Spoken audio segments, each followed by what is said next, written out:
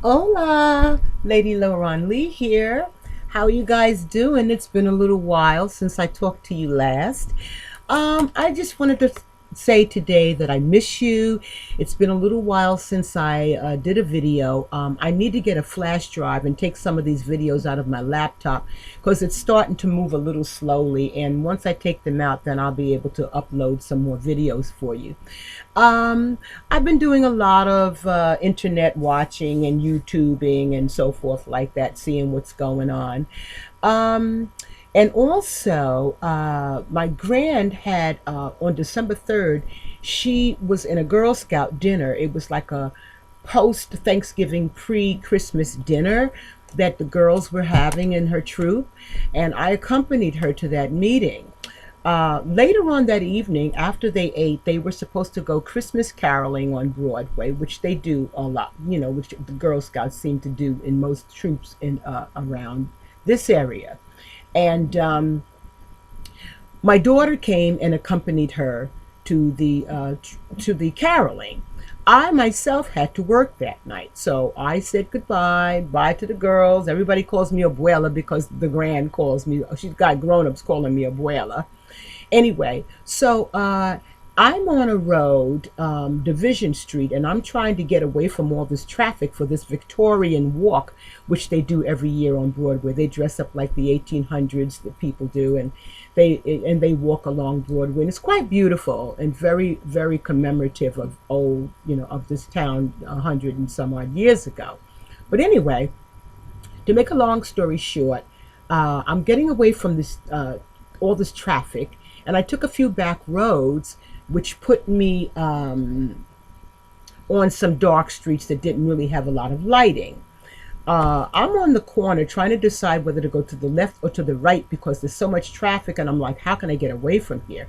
So I finally decided to make a right turn. And as I'm making my right turn, this guy sideswiped my husband's new car. And all I can say is, thanks be to God, he didn't do more damage because I kind of pulled the car out of the impact, which kept it from being damaged, divots and so forth on the car. Actually, it's just brushed like a rubber brushed against, some sort of rubber coating or something that he may have had on his car. Actually, rubbed the side of the passenger side, and that was really all the damage. So this guy looked in my face and he says he was in the turning lane. And I'm like, are you crazy? There is no turning lane on this street. So already he started lying. He told me I didn't have my signal on. That was a lie.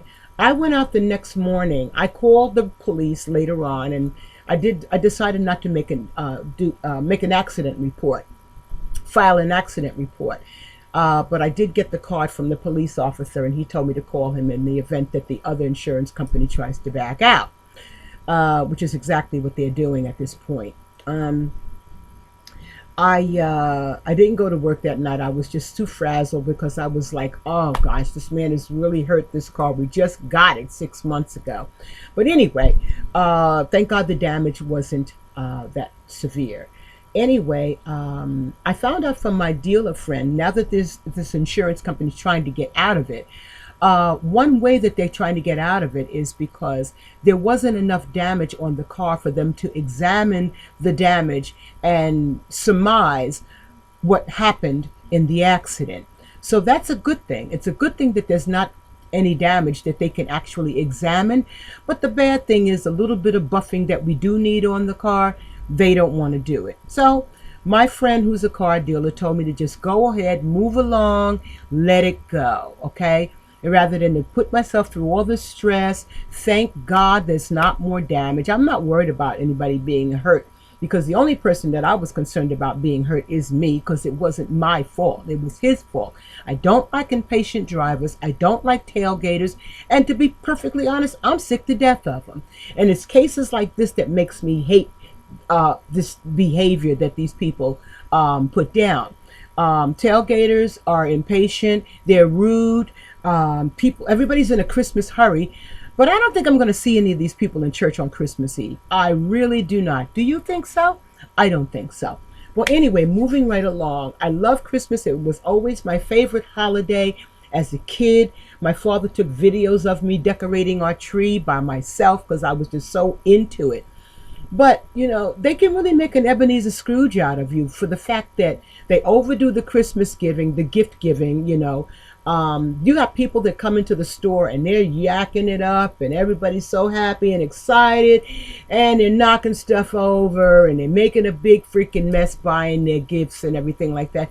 And some of these people don't even talk to each other all year long. I'm just up to here with all this Christmas craziness.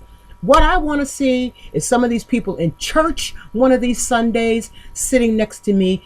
Take my seat. I'll stand. Okay? Up to here. So anyway, I have no patience for bad drivers because when they do hit you, they want to say they're sorry. Oh, you're okay, and then their insurance company wants to back out and not do their job. That's why I have no patience. You sit and you wait for the phone to ring and you have to hunt these people down because they're insured has yet again caused someone else some grief. So that's what's happening with the car, and I'm grateful to God that everything was okay. And thank God I'm not trying to hunt these people down for divot damage and cuts in my car and all kinds of lights broken. And thank God I'm not doing that. So once again, yet again, God is looking out for me. And that's why I'm making this video. I was going to wait, but I just couldn't because I'm like, when I realized, Lois, let it go. Okay, let it go.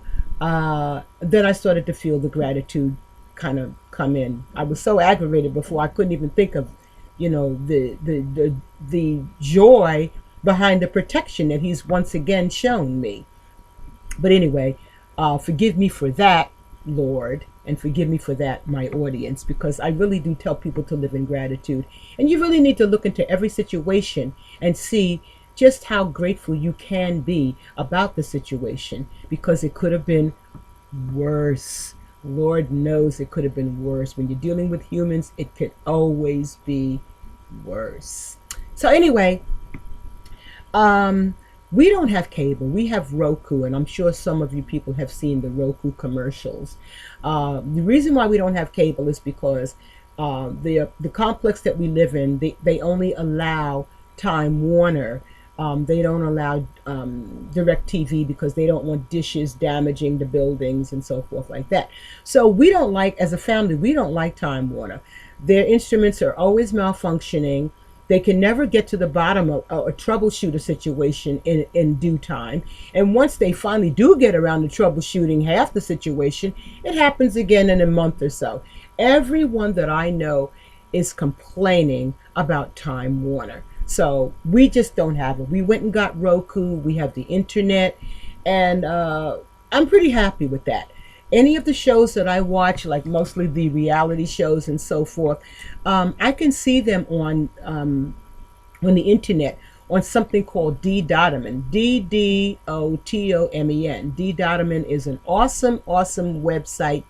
And I don't know how they do it, but they show all the reality shows a couple of days after they're aired. They show Empire, all the Housewives, all the Love and Hip Hops, all the Cutting It in the ATL, all these reality shows, Marriage Boot Camp, the little entertaining ones. They show it all only a couple of days and so after it's aired. So if you're willing to wait a few days after your show is aired, you can see anything you want on D-Dotamen.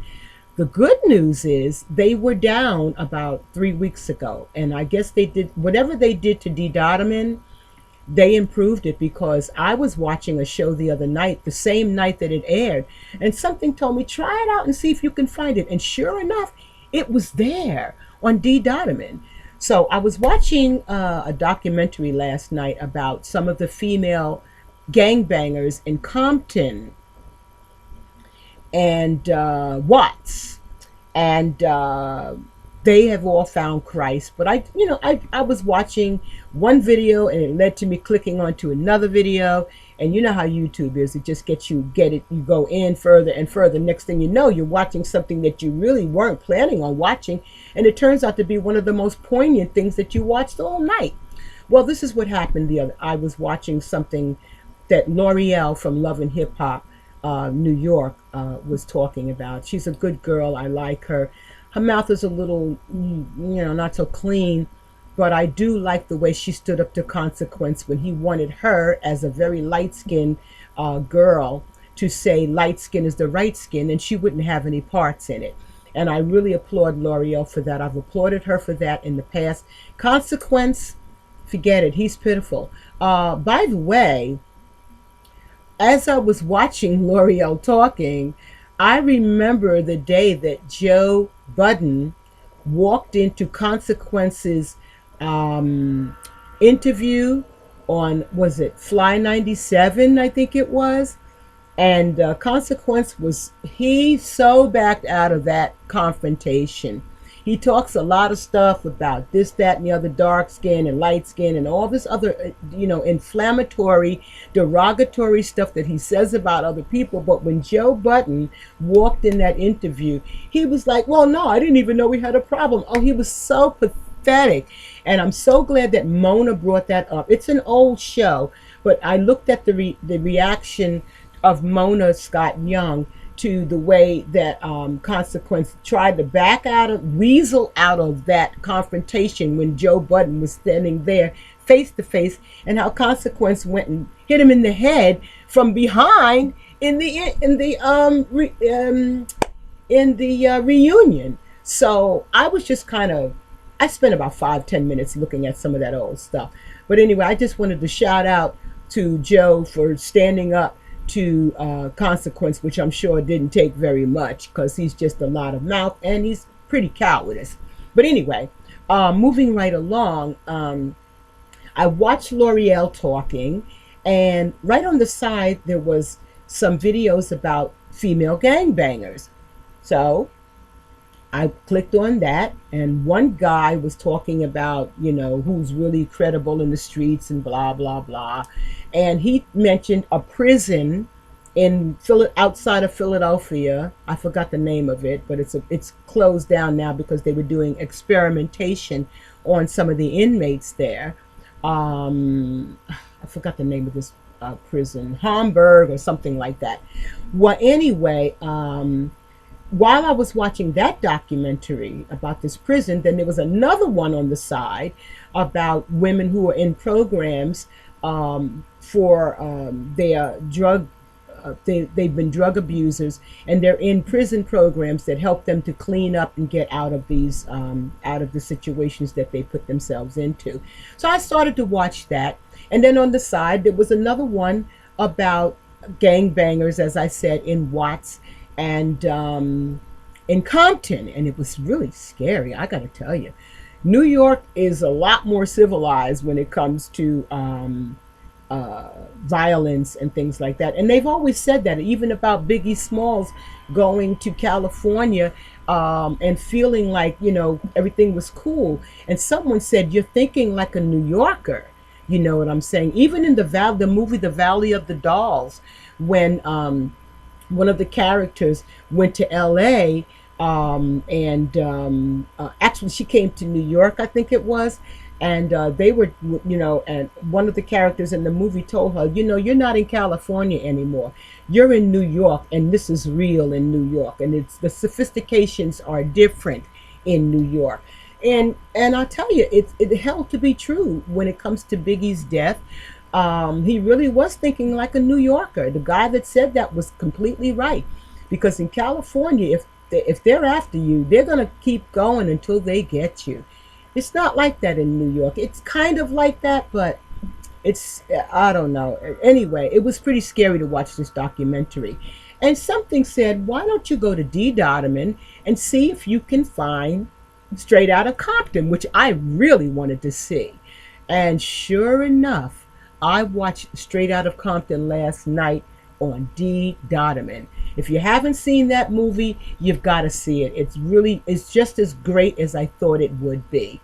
My hat's off to all the people that came out of poverty and made something for themselves.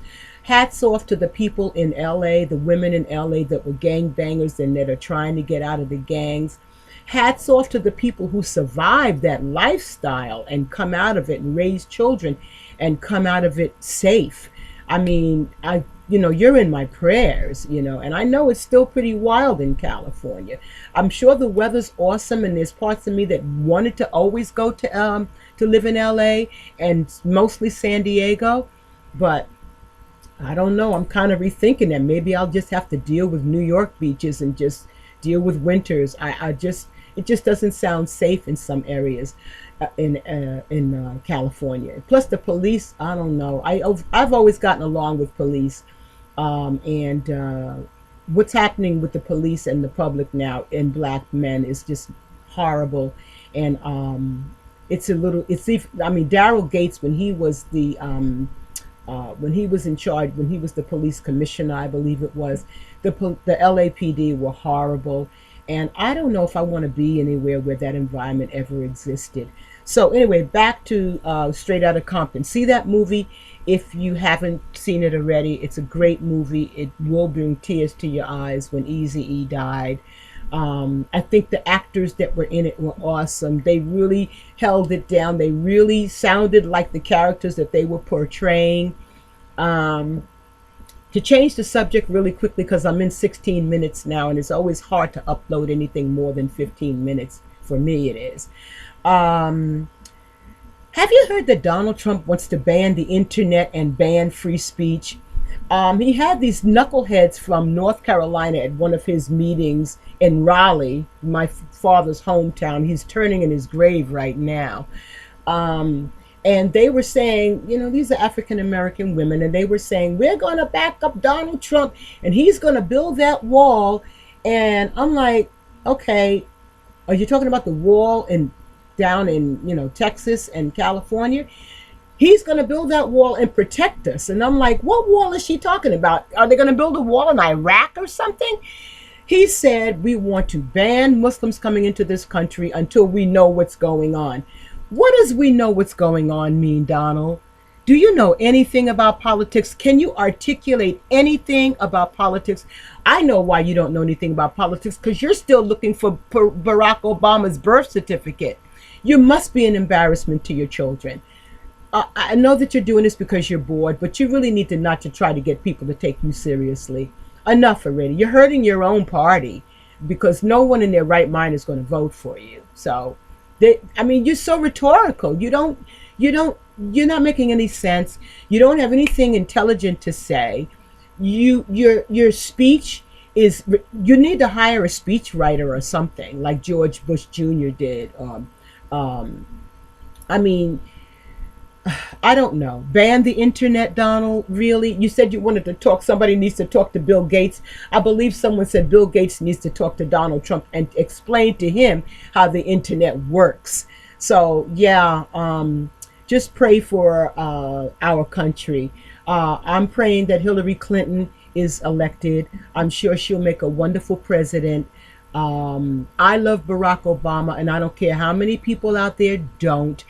As I said before, my husband is on a program, a student loan forgiveness program that Barack Obama revised, and he's paying right now $5 a month to get himself out of this garnishment. They're still taking the money out of the garnishment, but this program started by William Ford, I believe his name was, but Barack Obama changed it and he revised it.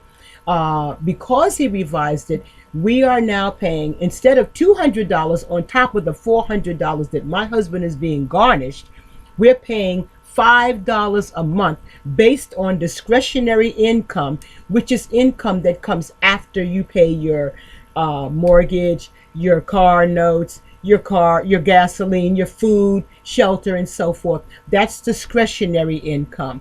And that's what we're paying on what's left after, 15% out of that, which is coming to $5 a month.